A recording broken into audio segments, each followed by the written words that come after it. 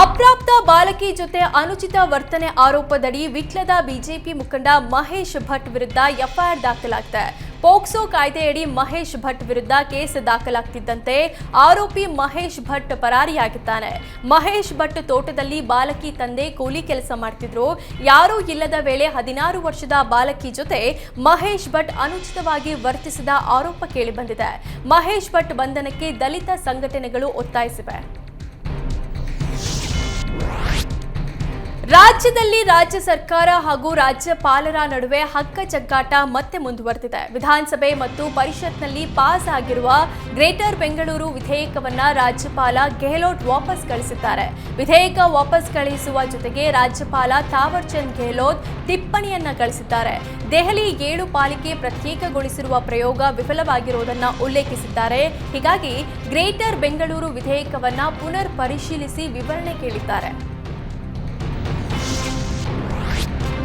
ಕೇಂದ್ರ ಸಚಿವ ಕುಮಾರಸ್ವಾಮಿ ಹಾಗೂ ಸತೀಶ್ ಜಾರಕಿಹೊಳಿ ಭೇಟಿ ವಿಚಾರಕ್ಕೆ ಮಾಜಿ ಸಚಿವ ರಾಜು ಗೌಡ ಪ್ರತಿಕ್ರಿಯಿಸಿದ್ದಾರೆ.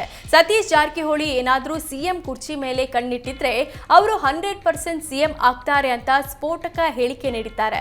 ಸತೀಶ್ ಜಾರಕಿಹೊಳಿ ಸುಮ್ಮನೆ ಯಾರನ್ನೂ ಭೇಟಿಯಾಗಲ್ಲ, ಸುಮ್ಮನೆ ಕುಮಾರಸ್ವಾಮಿಯನ್ನ ಭೇಟಿ ಮಾಡುವ ಪ್ರಶ್ನೆ ಇಲ್ಲ, ಏನೋ ಪ್ಲಾನ್ ಇಟ್ಕೊಂಡೇ ಕುಮಾರಸ್ವಾಮಿಯನ್ನ ಭೇಟಿಯಾಗಿದ್ದಾರೆ. ಸತೀಶ್ ಯಾವತ್ತೂ ಮೊದಲೇ ಪ್ಲಾನ್ ಹೇಳಲ್ಲ, ಸಕ್ಸಸ್ ಆದ್ಮೇಲೆ ಹೇಳ್ತಾರೆ. ಬೆಳಗಾವಿ ಲೋಕಸಭೆಯಲ್ಲಿ ಹೇಗೆ ಪ್ಲಾನ್ ಮಾಡಿ ತಮ್ಮ ಮಗಳನ್ನ ಗೆಲ್ಲಿಸಿದ್ರು ಗೊತ್ತಲ್ಲ, ಹಾಗೆಯೇ ಪ್ಲಾನ್ ಮಾಡಿ ಸತೀಶ್ ಜಾರಕಿಹೊಳಿ ಸಕ್ಸಸ್ ಆಗ್ತಾರೆ ಅಂತ ರಾಜು ಗೌಡ ಹೇಳಿದ್ರು.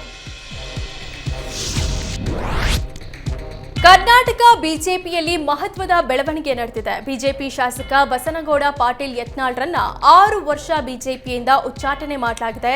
ಬಸನಗೌಡ ಪಾಟೀಲ್ ಯತ್ನಾಳ್ ಉಚ್ಚಾಟನೆ ರಾಜ್ಯ ಬಿಜೆಪಿಯಲ್ಲಿ ಸಂಚಲನ ಸೃಷ್ಟಿಸಿದೆ.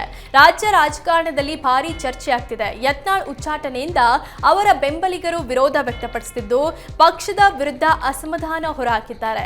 ಬಿಜೆಪಿಯಲ್ಲಿನ ತಮ್ಮ ಸ್ಥಾನಗಳಿಗೆ ಯತ್ನಾಳ್ ಬೆಂಬಲಿಗರು ರಾಜೀನಾಮೆ ನೀಡುತ್ತಿದ್ದಾರೆ.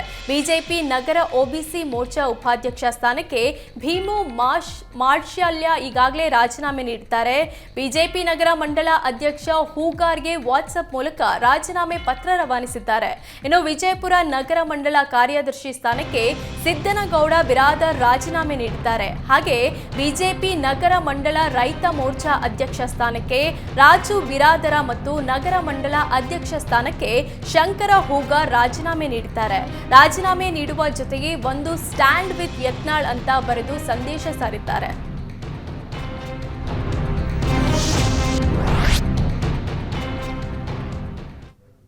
ಮತ್ತಷ್ಟು ಸುದ್ದಿ ಬ್ರೇಕ್ನ ಬಳಿಕ.